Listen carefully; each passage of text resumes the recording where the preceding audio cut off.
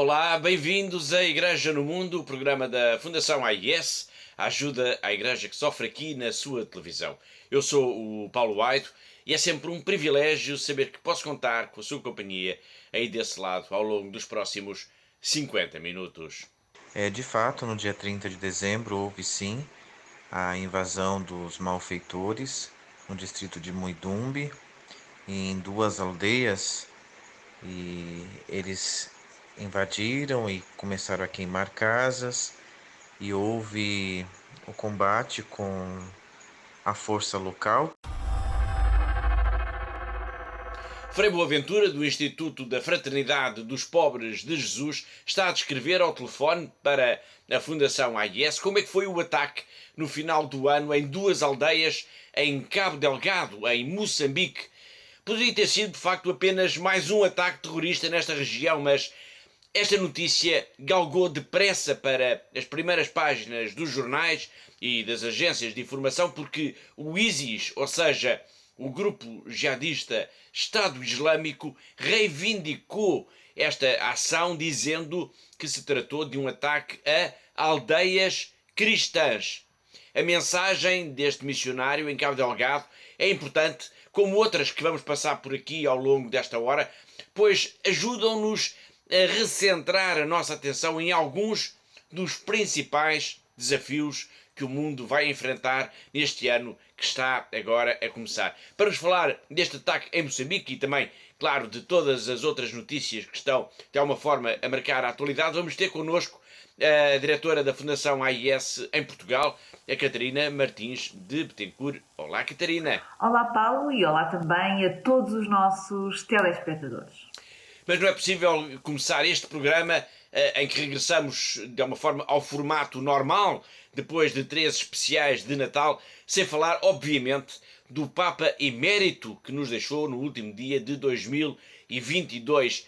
Mal se soube da sua morte, a Fundação AIS emitiu logo um comunicado a nível internacional em que se sublinhou a profunda ligação entre a instituição, a ajuda à Igreja que sofre, e o cardeal Ratzinger, mais tarde o Papa Bento XVI.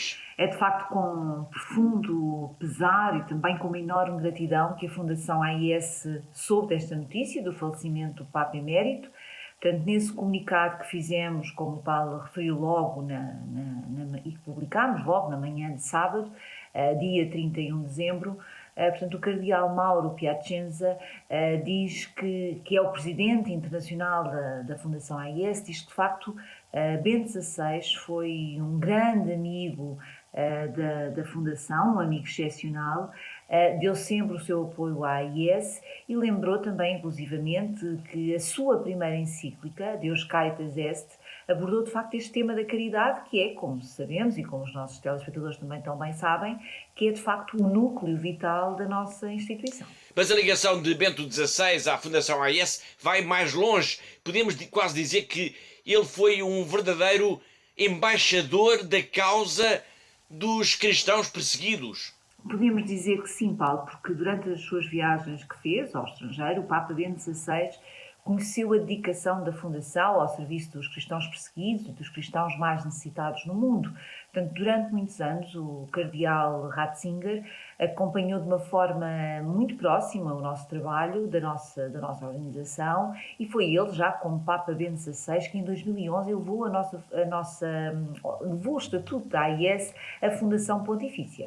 Portanto, podemos dizer, Catarina, que Bento XVI tinha essa ligação, uma forte ligação à Fundação AIS, que essa ligação remontava já aos tempos de prefeito para a Congregação para a Doutrina da Fé. Sim, foi uma ligação muito forte e que nos enche de orgulho e também de responsabilidade, Paulo, porque, e recordo aqui também aos nossos telespectadores que em 2002, e ele, o cardeal, ainda era cardeal Ratzinger, chegou a afirmar que apoiava a AIS porque a nossa instituição estava realmente a prestar um grande serviço à Igreja e à fé no mundo. Sinal disso, ele chegou até a confiar à Fundação AIS a missão de cuidar e ajudar na distribuição e no desenvolvimento dos Yucat, os já famosos catecismos juvenis da Igreja Católica. Sim, o Papa Bento XVI confiou-nos, como o Paulo referiu, essa importante preocupação de ajudar e de levar mais longe a mais jovens estes preciosos instrumentos de formação e de informação sobre a Igreja,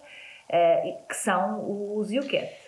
Ainda em relação à Fundação AIS, é importante recordar também a visita que o Papa Bento fez ao Brasil em 2007. Sim, Paulo, não podemos deixar de facto de lembrar esse momento único na vida da nossa Fundação, quando 2 anos depois de ter sido eleito Papa, foi ao Brasil e nessa viagem apostólica ele fez questão de visitar um centro de reabilitação de toxicodependentes, a famosa Fazendas da Esperança, que é um projeto que é apoiado também pela Fundação AIS.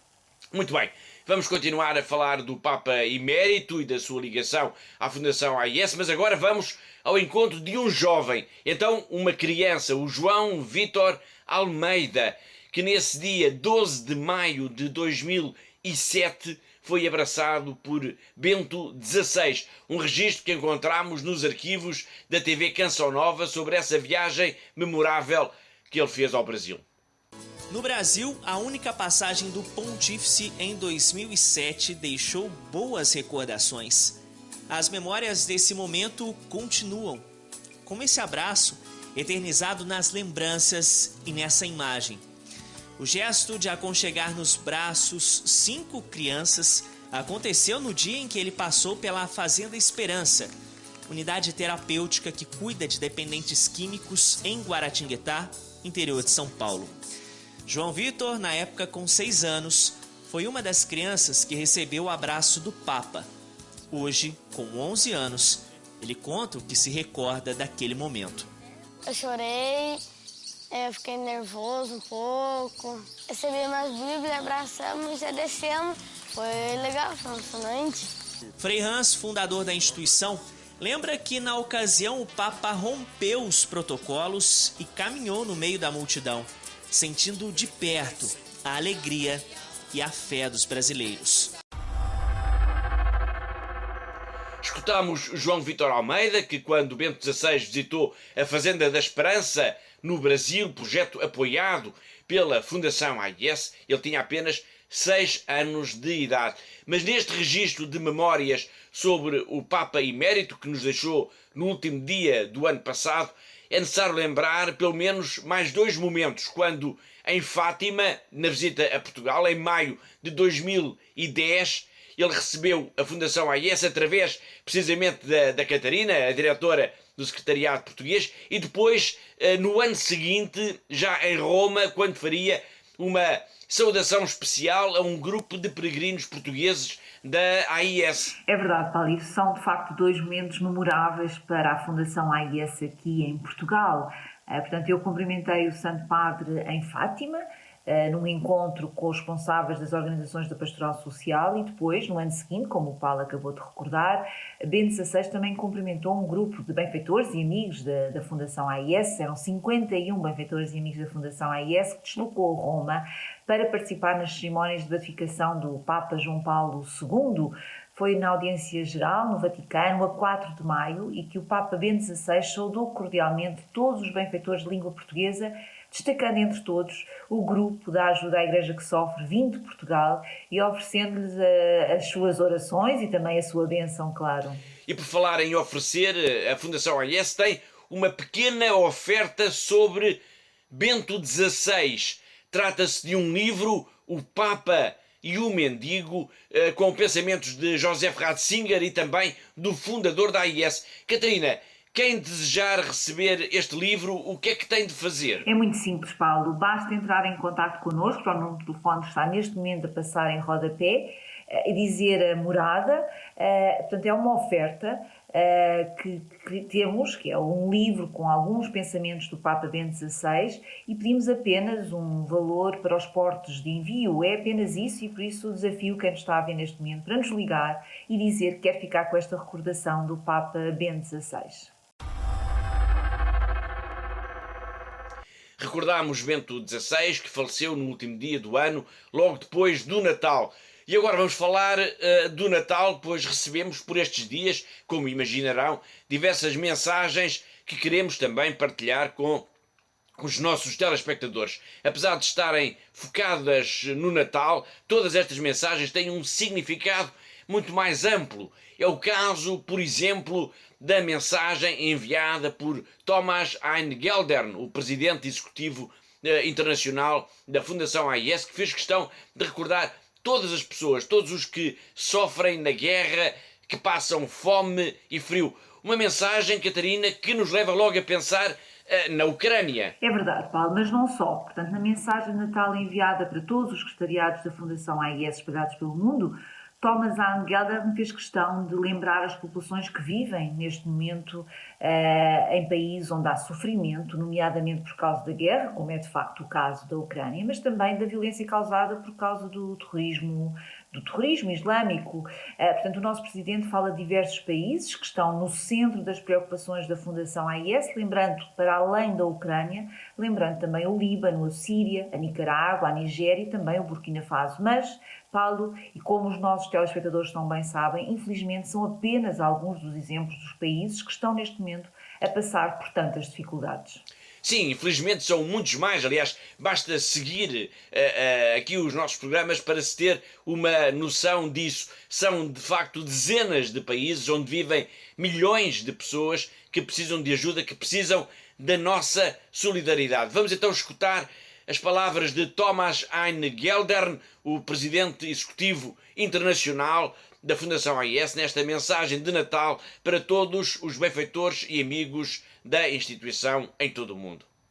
Dear benefactors, dear friends and colleagues, when I want to wish you a Merry Christmas this year, I cannot do so without remembering our suffering and persecuted brothers and sisters in Ukraine, in Lebanon and Syria, in Nicaragua, as well as in Nigeria and Burkina Faso, and in many other places.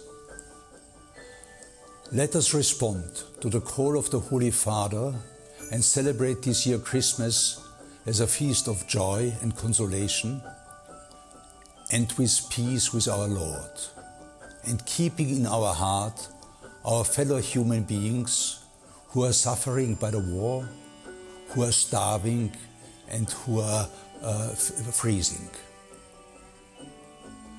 Thanks to your work and thanks to your willingness to share, ACN is able to alleviate the suffering in a lot of countries of the world, and by that bring our fellow Christians to the creche. There, united by prayers, we will be able to experience with great joy the hope which has its origin in the birth of Christ. With these thoughts, I want to wish you, your families and your friends, the blessing of the Lord and a Merry Christmas.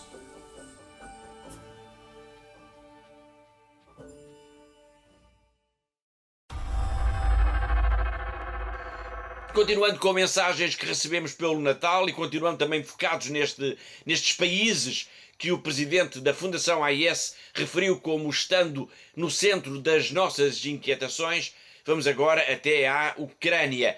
Temos duas mensagens, uma do Núncio Apostólico e outra de Dom Sviatoslav Shevchuk, que é o arcebispo da Igreja Greco-Católica Ucraniana. Hoje vamos escutar a mensagem do Núncio, mas ambas têm em comum, Catarina, a preocupação principalmente pela sobrevivência das populações, não só por causa da guerra, mas também por causa do inverno. É isso, Paulo, e de facto a Fundação AIS tem recebido diversas mensagens vindas de sacerdotes, de irmãs, de bispos, que agradecem de facto esta solidariedade dos benfeitores para com este povo sofrido da Ucrânia, e duas das mais significativas foram exatamente essas que acabou de referir. Tanto a que nos foi enviada pelo Núncio Apostólico da Ucrânia como pelo arcebispo Dom Sviatoslav Shevchuk, Falam então de um país destroçado, onde há falhas brutais no fornecimento de eletricidade e de combustíveis, o que pode ser fatal nestes dias tão frios de inverno como os que se fazem sentir neste momento na Ucrânia, mas referem também a capacidade de sofrimento, esta capacidade de resistência do povo ucraniano, e por isso agradecem também muito a ajuda que tem sido canalizada para a igreja local. Uma ajuda que é importante também pelo que representa como gesto de solidariedade, de proximidade para com este povo que está a sofrer tanto com a guerra. Sem dúvida, Paulo, e nestes dias terríveis da guerra, e que estamos quase a assinalar um ano do início da invasão da Ucrânia, tem de facto sido fundamental para as populações mais atingidas pelos combates, pelos bombardeamentos, saber que o mundo está próximo, que o mundo está solidário, que não está esquecido, e portanto são instituições como a Fundação AIS que estão de facto mobilizadas nesta ajuda imprescindível para com as populações mais necessitadas do momento na Ucrânia. Obrigado, Catarina. Vamos então escutar essa mensagem do Núncio Apostólico da Ucrânia, o arcebispo Visvalkas Kubolkas, ficando aqui a promessa de que então na próxima semana vamos ficar a conhecer as palavras de Dom Sviatoslav Shevchuk, o arcebispo da Igreja Greco-Católica da Ucrânia. To all our friends from ACN International who are sustaining the church, and not only the church in Ukraine in all this period, sustaining very much. I know all the bishops and priests in Ukraine are so thankful for your help. And what I would like to assure you, now we are approaching already Christmas time. Yesterday I came from Kiev to Lviv, and this trip of 7 hours, for 90% of time was out of reach for phone or internet connections because of the consequences of the missile attack. So this winter and this Christmas, we don't know how we will live it. For me, it's a grace because it's suffering, but suffering is not only suffering. Suffering is also experiencing a big intimacy with God. And we are thankful especially for your prayers. Prayers at first place, because prayers are reaching God, our Father. This is the most important help that we are receiving from you. Prayer for peace, prayer for stopping war. Your charity has a vital importance, because without it, life would be impossible. We would need to move out of country. But this closeness is part of prayer, because it shows to God our Father that we are brothers and sisters. And if we are brothers and sisters, already we are telling to our Father that we are able to receive His gift of peace. No arranjo do programa eu falei dos desafios, da urgência do trabalho, da missão da Fundação AIS neste ano que está a começar. E um dos países que muito provavelmente vamos falar por aqui mais vezes vai ser a Nicarágua. Aliás, temos mesmo de falar da Nicarágua porque o bispo de Matagalpa está preso e a ser julgado. Catarina, ele é acusado de quê? Bom, Paulo, como temos vindo aqui já a falar diversas vezes aqui nos nossos programas de televisão, portanto, as autoridades judiciais da Nicarágua acusam Dom Rolando Alvarez do crime de conspiração por atentar contra a integridade nacional. Portanto, o julgamento do bispo de Matagalpa, que está em prisão domiciliária desde o passado dia 19 de agosto, teve início agora no passado dia 10 de janeiro. E como é que está a ser preparada a sua defesa? Bom, não há muitas informações, Paulo. Para já sabe-se que foi nomeado um advogado de defesa para o bispo. Portanto, o Dom Rolando está acusado não só deste crime de conspiração, mas também de divulgar notícias falsas que comprometem o Estado e que comprometem a sociedade da Nicarágua. Vamos ver agora como é que decorre o julgamento. Este vai ser um tema que, claro, iremos acompanhar por aqui ao longo das próximas semanas, mas para já importa lembrar o que é que aconteceu. Como é que Dom Alvarez foi detido? Bom, Paulo, a prisão do bispo ocorreu na madrugada do dia 19 de agosto e foi, de facto, um dos momentos mais marcantes desta repressão que existe atualmente pelas autoridades contra a comunidade cristã na Nicarágua, mas não foi o único, Paulo. Portanto, antes do bispo ter sido colocado em prisão domiciliária, já tinha sido expulso do país, o governo de Daniel Ortega expulsou do país o núncio apostólico, como sabemos é o representante do Papa neste país, forçou também a saída do país das Missionárias da Caridade, que é a congregação que foi fundada pela Santa Madre Teresa de Calcutá, e também expulsou do país religiosos, sacerdotes e provocou também, ou levou ainda ao encerramento quer do canal de televisão da Conferência Episcopal da Nicarágua, como também encerrou 6 outras rádios católicas do país. A repressão à Igreja na Nicarágua vai ser um tema que vamos, claro, desenvolver aqui na próxima semana. O bispo de Matagalpa, que está preso e a ser julgado, ele é muito amigo da Fundação AIS e ao longo dos últimos anos, essa proximidade como que veio a ser cimentada. E a prova desse afeto está nesta mensagem que vamos ver já de seguida e que Dom Alvarez fez questão de gravar, curiosamente, pouco tempo antes de ter sido detido pela polícia. Mi agradecimiento profundo a la iglesia que sufre. Y he querido decir a la iglesia que sufre porque nos sentimos más en comunión, porque efectivamente nosotros en Nicaragua, como en muchos otros países, estamos sufriendo. Por eso mi primer agradecimiento es por la espiritualidad y la mística que ustedes tienen, por la certeza y la convicción que tienen de ser una iglesia sufriente, de ser una iglesia sufrida. Y por lo tanto, mi segundo agradecimiento es porque nos han hecho sentir la presencia de hermanos que no con conceptos teóricos, sino con la cercanía personal, la amistad y el cariño, nos han expresado que están junto al que sufre. Gracias a la iglesia que sufre. Gracias a los bienhechores.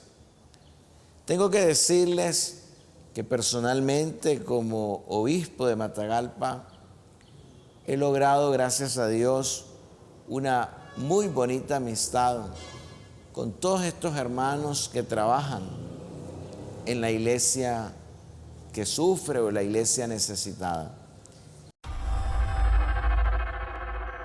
Outro país a ter em atenção ao longo deste ano de 2023 é a Índia. Houve nas últimas semanas uma série de ataques contra comunidades cristãs, tema que iremos também desenvolver ao longo das próximas semanas, mas para já a nossa atenção vai para o padre Stan Swami, o sacerdote jesuíta falecido aos 83 anos em julho do ano passado, quando estava preso, mas num hospital em Bombaim. E falamos dele agora porque, entretanto, uma empresa norte-americana analisou o computador deste padre e conseguiu comprovar, Catarina, ter havido uma intrusão por parte de piratas informáticos durante cerca de 5 anos. Esta informação é importante porquê? Bom, Paulo, isto é de facto muito importante, porque de facto o que a empresa Arsenal Consulting conseguiu descobrir é muito revelador. Portanto, depois de se ter analisado detalhadamente a correspondência eletrónica do padre jesuíta, esta empresa conseguiu demonstrar que um hacker colocou múltiplos documentos incriminatórios no seu computador. Estamos a falar em muitos documentos? Bom, ao todo terão sido encontrados pelo menos 44 documentos, incluindo as chamadas cartas aos maoístas, que são referidas como prova contra o padre Stan pelas autoridades judiciais indianas. Ou seja, todos estes documentos foram colocados, foram plantados no computador pessoal do padre Stan por um pirata informático através de um vírus, e isto entre 2014 e 2019. E que consequências tem essa descoberta agora para o padre Stan? Afinal, ele já morreu. O processo pode vir a ser reaberto? Bom, o que está em causa, Paulo, é de facto a reabilitação da imagem do Padre Stan. Aliás, o Padre Cédric Prakash, da Companhia de Jesus da Índia, que contratou esta empresa norte-americana, pede mesmo agora às autoridades novas investigações, à luz destes novos dados revelados agora, porque vem de facto corroborar a posição que foi sempre defendida pelos jesuítas da inocência total do Padre Stan. Vamos ver como é que tudo isto vai evoluir. Importa lembrar que o padre Stan Suomi foi incriminado e preso em outubro de 2020 sob uma acusação que os jesuítas classificam de absurda, a acusação de colaboração com grupos terroristas. Sim, absurda mesmo, porque além disso acusam o padre de conspiração com militantes maoístas para o assassinato do primeiro-ministro Narendra Modi.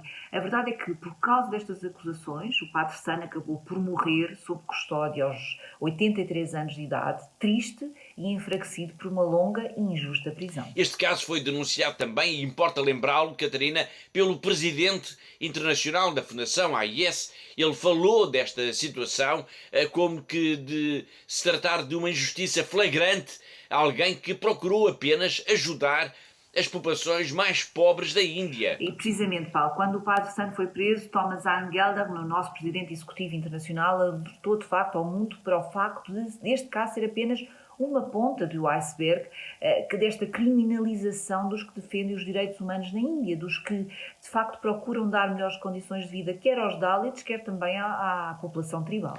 Esta posição pública de defesa do padre Stan haveria de merecer um elogio por parte da Companhia de Jesus aqui em Portugal. O padre José Maria Brito, que era então responsável pelo gabinete de comunicação dos jesuítas, gravou mesmo uma mensagem de agradecimento, lembrando que na Índia, em vez das autoridades protegerem e encorajarem os que lutam pela defesa das minorias, dos mais frágeis da sociedade, se está a assistir, isso sim, à criminalização destes homens e destas mulheres, destes militantes dos direitos humanos. A Companhia de Jesus em Portugal não poderia deixar de se congratular pela posição assumida pelo Presidente Executivo Internacional da Ajuda à Igreja que Sofre em defesa do Padre Stan, um jesuíta indiano de 83 anos que em outubro foi injustamente preso, acusado de ação terrorista, quando na verdade aquilo que ele tem feito ao longo de 40 anos é defender povos indígenas que, estando fora do sistema de castas indiano, estão expostos de um modo especial à vulnerabilidade. Estes povos viram-se expropriados das suas terras e o facto de estes ativistas de direitos humanos, que juntamente com o Padre Stan foram presos, significa que aqueles que têm defendido estes povos, ajudado a tomar consciência dos seus próprios direitos, foram também atacados justamente pela defesa destes povos e dos seus direitos. E por isso, de algum modo, o que está a acontecer na Índia, aquilo que a Companhia de Jesus lamenta, é a criminalização dos direitos humanos. Cada vez que alguém levanta a sua voz para denunciar estas situações, aquilo que está a fazer é chamar a atenção que naquela pessoa onde está presente a imagem de Deus Criador, independentemente de quais sejam as suas convicções, as suas pertenças religiosas ou sociais, em cada pessoa em que está presente a imagem de Deus, quando essa pessoa é atacada, toda a humanidade é atacada. E por isso é muito importante que nos juntemos, que tomemos consciência desta situação e que, ouvindo este apelo também do Presidente do Comitê Executivo da Ajuda à Igreja que Sofre, possamos também nós juntar a nossa voz e mobilizar-nos em defesa dos direitos humanos e também da libertação do Padre Stan. Foi o padre José Maria Brito, da Companhia de Jesus em Portugal, aplaudindo a posição da Fundação AIS na defesa do padre Stan Suomi. No início do programa, nós escutámos um frade, um missionário brasileiro, que está em Cabo Delgado, em Moçambique, e ele estava a descrever o ataque a 2 aldeias no distrito de Muidum. Nós já o vamos escutar, mas antes importa perceber o que é que aconteceu. Este foi um ataque terrorista a 2 aldeias cristãs, um ataque que foi reivindicado até pelo ISIS, o grupo jihadista Estado Islâmico. É verdade, Paulo. Portanto, um ataque que foi no passado dia 30 de dezembro a 2 aldeias no distrito de Muindumbe, em Cabo Delgado, que foi reivindicado pelo ISIS Moçambique. Portanto, estes terroristas depois colocaram nas redes sociais algumas imagens destes ataques, nomeadamente a Namad, descrevendo como um ataque a um povoado habitado por cristãos e referindo ter havido então um combate com as milícias cristãs, obrigando-os a fugir, depois capturando e executando um dos seus membros antes de incendiar as casas da aldeia. Frei Boaventura, que está precisamente na região norte de Moçambique, confirmou estes ataques na mensagem enviada ao telefone para a Fundação AIS, e ele fala mesmo numa situação de muita agitação, de muita perda, de muitos deslocados dessas aldeias, pessoas que depois do ataque se colocaram em fuga. Exato, este religioso e que pertence ao Instituto da Fraternidade dos Pobres de Jesus explica que de facto no dia 30 de dezembro houve então uma invasão dos terroristas no distrito de Muindumbe, em 2 aldeias, e que eles começaram a queimar casas e depois houve então um combate com as forças locais que têm acesso a armas para poderem defender as populações locais. O facto de em várias aldeias, face à impossibilidade das forças de defesa e de segurança de Moçambique patrulharem toda a vasta região de Cabo Delgado, onde os terroristas têm atuado, têm surgido de facto grupos locais, por vezes até são antigos membros da RENAMO, a Resistência Nacional de Moçambicana, que passaram a assumir a própria defesa das casas, das aldeias, das populações.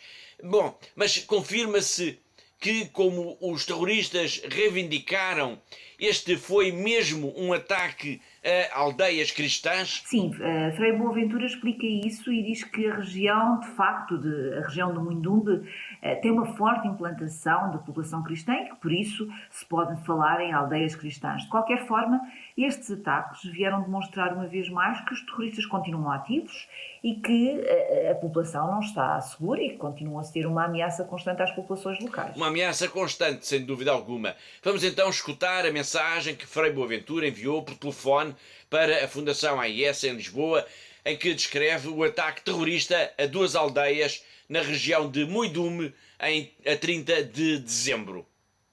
De fato, no dia 30 de dezembro houve sim a invasão dos malfeitores no distrito de Muindumbe, em 2 aldeias, e eles invadiram e começaram a queimar casas, e houve o combate com a força local, que são pessoas locais que estão armadas, que têm à sua disposição em poder combater. Então houve em vários focos essa contrapartida, né?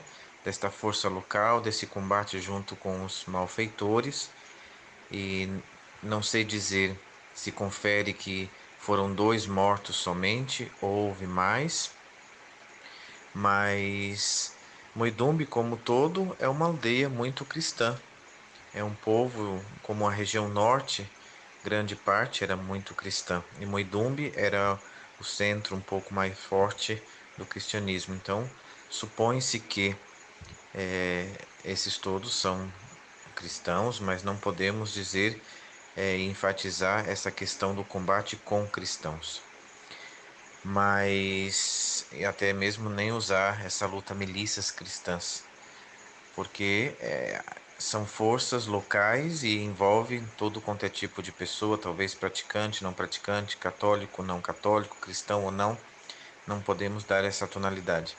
Mas que houve sim o ataque, houve o combate, houve o confronto, houve sim mortes, houve conquistas novamente de alguns territórios, mas com o combate parece que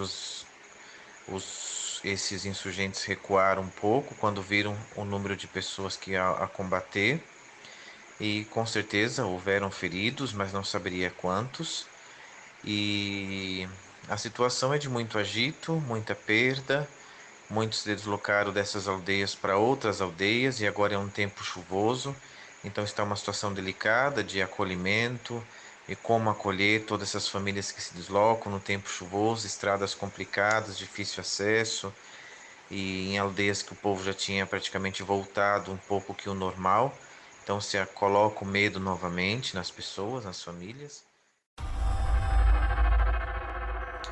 E de Moçambique vamos agora até à China, na Ásia, ao encontro do nosso correspondente em Macau, o jornalista José Miguel Encarnação, que nos traz todas as semanas sempre um olhar também muito atento sobre a vida da Igreja nesta diocese, nesta região do globo, agora que já estamos em 2023. Também Macau se associou às cerimónias fúnebres do Papa Emérito Bento XVI. No dia 5 de janeiro, ao final do dia, na Sé Catedral de Macau, o bispo de Macau, Dom Stephen Lee, presidiu a missa de Requiem pelo Papa Emérito. Com ele co-celebraram vários sacerdotes, numa igreja que não esteve propriamente cheia, mas bastante composta de fiéis. Logo a meio da tarde, a Diocese de Macau providenciou um ecrã gigante, sendo que alguns fiéis estiveram reunidos para assistir às cerimónias em Roma, na Praça de São Pedro. No final dessa transmissão televisiva, foi então o momento em que foi celebrada a missa de Requiem, em que, no final da mesma, muitos fiéis passaram pelo retrato de Bento XVI, ali se curvaram com humildade, dedicando ao Sumo Pontífice as suas orações. Foi José Miguel Encarnação, o nosso correspondente em Macau, na China, e assim chegamos ao fim da primeira parte do nosso programa. Na segunda parte nós vamos até à Etiópia para dar conta da libertação do bispo de Segenite, e que tinha sido preso em outubro no aeroporto quando regressava ao país, e vamos ainda dar início ao balanço do ano que passou no que diz respeito à perseguição aos cristãos. Um balanço assustador, pois mais de 100 de padres, de irmãs e de bispos foram mortos, raptados ou presos, e tudo isto durante os 12 meses de 2022. Mas para já, vamos para um breve intervalo. Voltamos daqui a instantes. Até já.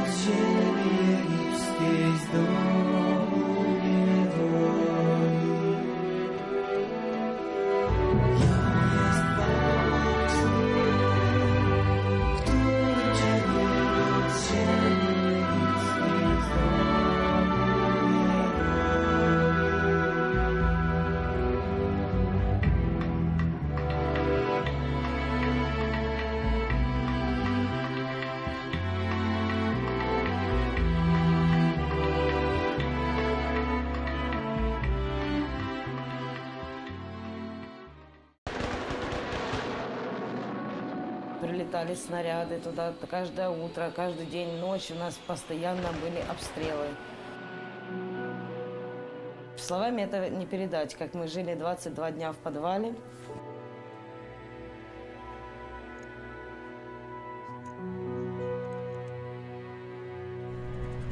Спали на полу, ели то, что приходилось найти нам в магазине.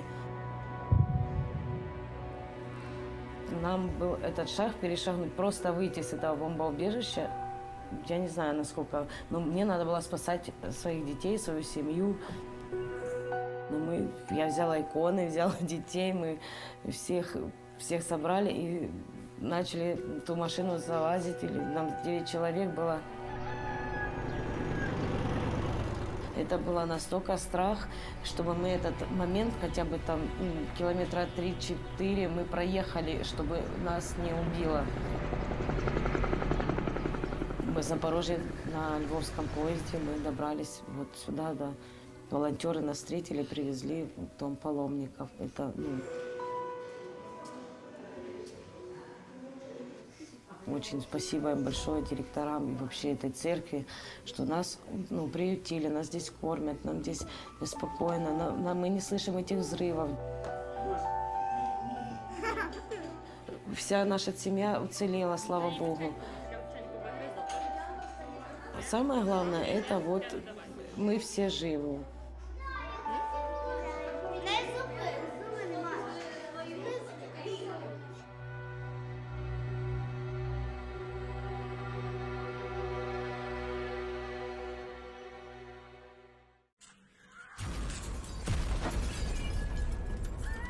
Перше, що були чути вибухи, почали до нас їхати перші біженці. Більшість матері з дітьми. Після початку війни сиділи вдома, спали в ванні, коли стало небезпечно, ми виїхали з дітками сюди. Перших днів війни якось світ змінився в Україні, і ми всі змінилися. В житті, яке змінилося, мусила працювати також і церква. Ми мусили закрити також і нашу католицьку школу, і семінарії. Всі місця ми постаралися також прийняти біженців. Хтось загубив своїх рідних, хтось був зґвалтований. Ми мали йому їх якось підтримати, зрозуміти і дати то відчуття, що ми разом. Дуже вдячна, що Богу, що ми попали сюди, і що зараз ми в безпеці, і о нас заботяться. Дуже вдячна.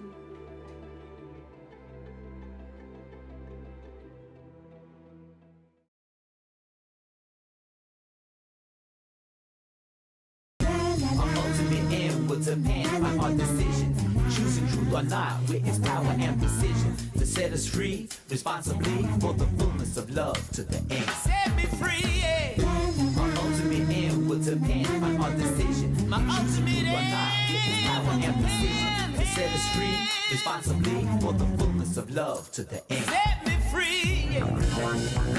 Deceit and deception, we need divine protection, divine protection. Deceit and deception, we need divine protection, divine protection. Deceit and deception, rescue me, we need divine protection, divine protection. Deceit and deception, rescue me, we need divine protection, we need divine protection.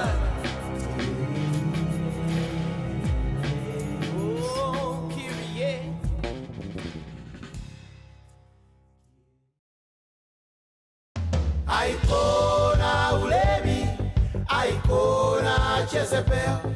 Oh Lord Jesus, help me obey commandment 6. Aikona ulevi, Aikona Jezebel. Oh Lord Jesus, help me obey commandment 6. Jesus is the way, Jesus is the truth. Jesus is life, the light in my path. Deliver me from evil, help me overcome. Oh Jesus, oh Jesus, oh Jesus, oh Jesus, yeah. I can say, Jezebel. Oh Lord Jesus, help me obey commandment 6. I can say,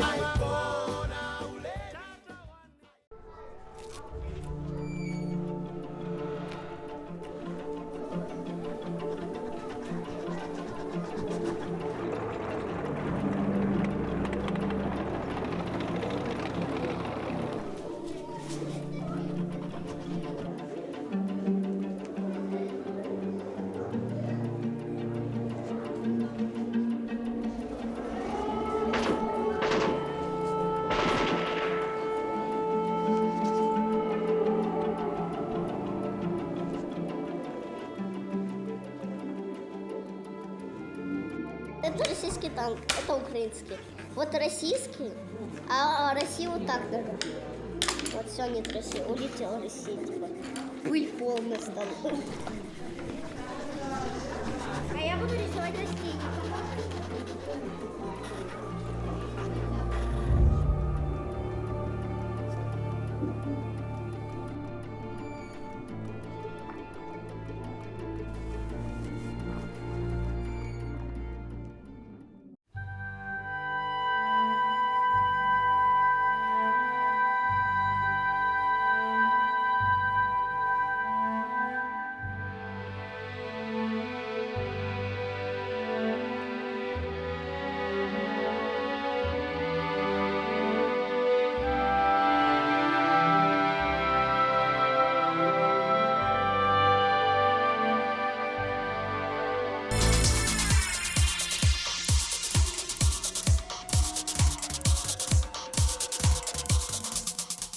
Olá de novo, está a ver Igreja no Mundo, o programa da AIS aqui na TV Canção Nova.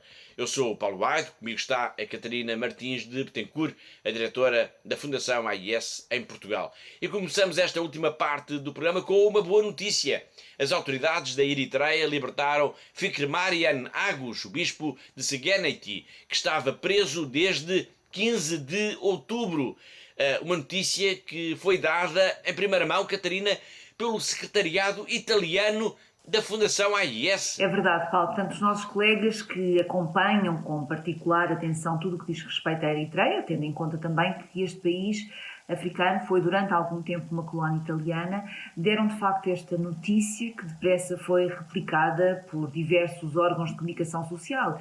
E não se tratou apenas do bispo Agus, porque um sacerdote, o padre Mário Tabo, que estava também detido, foi também libertado na mesma ocasião. O bispo, recorde-se, tinha sido detido a 15 de outubro no aeroporto internacional de Asmara, que é a capital da Eritreia, por agentes dos serviços de segurança quando regressava ao país após uma viagem à Europa. Esta detenção e agora a libertação trouxe à luz do dia o clima de tensão existente entre a Igreja e as autoridades na Eritreia. Um clima de tensão que remonta, pelo menos, Catarina, a 2019.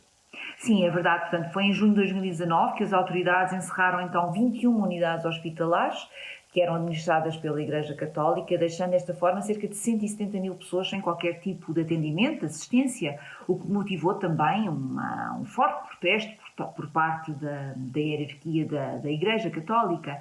E cerca de um mês mais tarde, mais de uma centena de cristãos foram presos, tendo-se também registada a expulsão do país de algumas religiosas que trabalhavam exatamente nestas estruturas de saúde. Todos estes incidentes vieram reforçar essa imagem que a Eritreia tem de que é a Coreia do Norte de África, por ser precisamente um regime repressivo no que diz respeito à liberdade religiosa. Na próxima semana nós contamos desenvolver este tema e lembrar, por exemplo, que em fevereiro do ano passado faleceu, estando em prisão domiciliária, Abuna Antónios, que é o patriarca da Igreja Ortodoxa Eritreia Tavaedo. Ele tinha 94 anos e nem isso demoveu as autoridades para o libertarem. E chegamos ao último tema do programa de hoje, o balanço do ano no que diz respeito à perseguição aos cristãos. Um balanço feito pela Fundação AIS e em que se pode concluir que ao longo de 2022 mais de uma centena de religiosos, e estamos a falar de padres, de irmãs, de bispos, mais de uma centena foram mortos, raptados ou presos.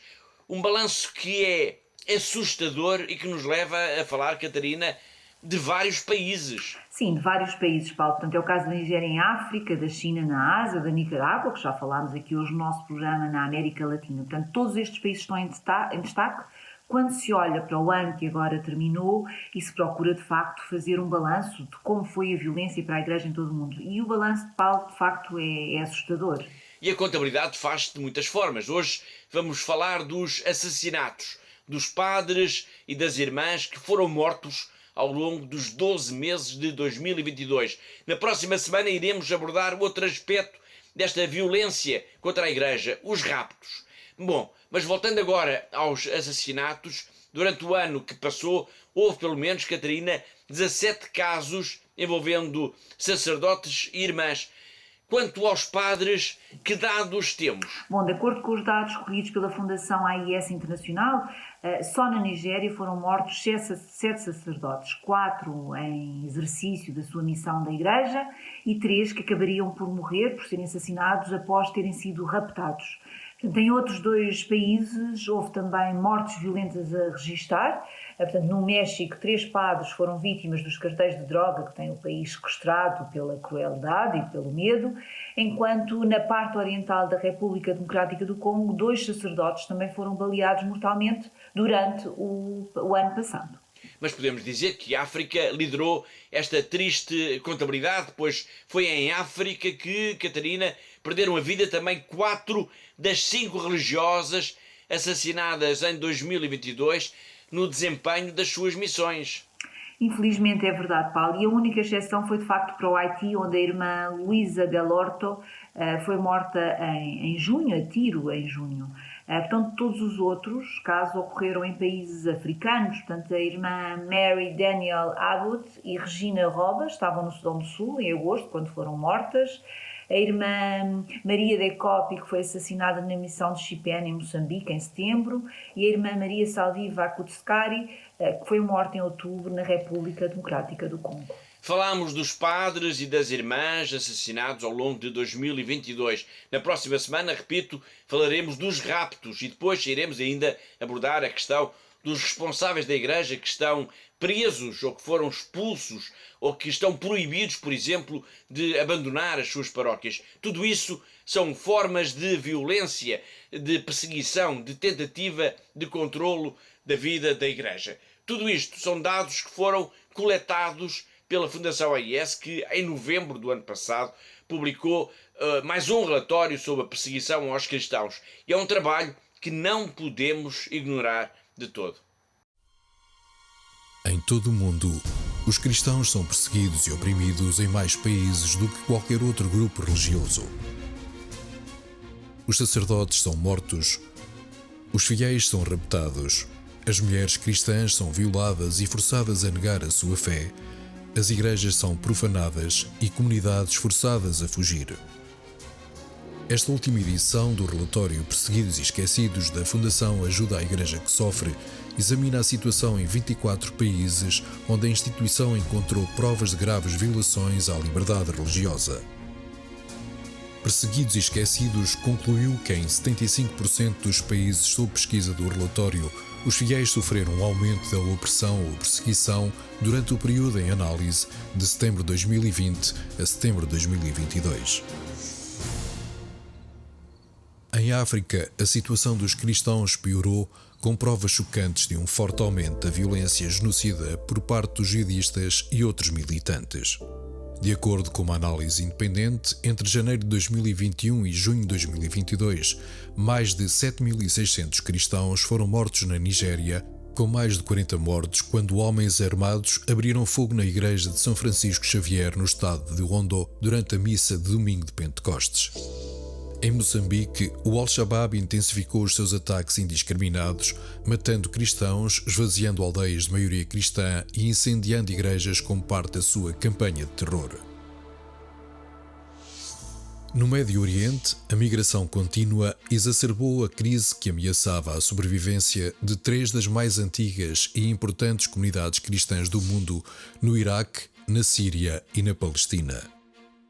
Na Síria, o Hayat Tahrir al-Sham, uma ramificação da Al-Qaeda, alegadamente deslocou um grande número de cristãos, transformando casas em mesquitas. No Iraque, os números caíram cerca de 300 mil antes da invasão do Daesh em 2014 para apenas 150 mil. E em 75 anos após a criação do Estado de Israel, os cristãos na Cisjordânia diminuíram 18% para menos de 1% atualmente. Na Arábia Saudita e noutros lugares, os cristãos são uma minoria silenciosa e invisível, proibida de exibir cruzes publicamente, e há poucos sinais de mudança no horizonte. Na Ásia, o autoritarismo estatal tem causado uma opressão crescente contra os cristãos na Birmânia, China, Vietnã e noutros lugares. O país onde se verifica de forma mais grave que a liberdade religiosa e de consciência estão a ser estranguladas é a Coreia do Norte. O nacionalismo religioso intensificou os problemas para os fiéis, incluindo o regresso ao poder dos talibãs no Afeganistão, que viram os cristãos em massa a fugir do país. Na Índia e no Sri Lanka, o nacionalismo religioso tem assistido a ataques contínuos contra as minorias. Grupos nacionalistas visaram cristãos e locais de culto e até a polícia prendeu crentes ou interrompeu as celebrações nas igrejas. No Paquistão, os cristãos e outros não muçulmanos estão em risco acrescido de assédio, prisão ou violência, o que em algumas partes do país inclui rapto e violação. Perseguidos e esquecidos é um testemunho em primeira mão. Estudos de casos, análises de países, globais e regionais, sobre a medida em que os cristãos são visados em todo o mundo.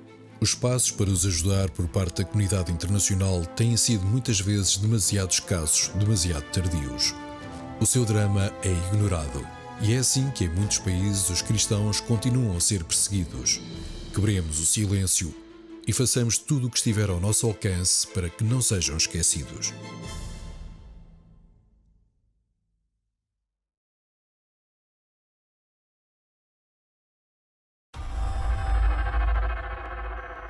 E com estes alertas que nos chegam da leitura deste relatório sobre a perseguição aos cristãos no mundo, chegamos ao fim do nosso programa. Resta-me agradecer a colaboração da Catarina, a diretora da AIS em Portugal, assim como de todos os que ajudaram a produzir, a editar e a levar até si este programa, esta Igreja no Mundo. E já sabe, eu conto consigo sempre aí desse lado na próxima semana. Até lá, se Deus quiser.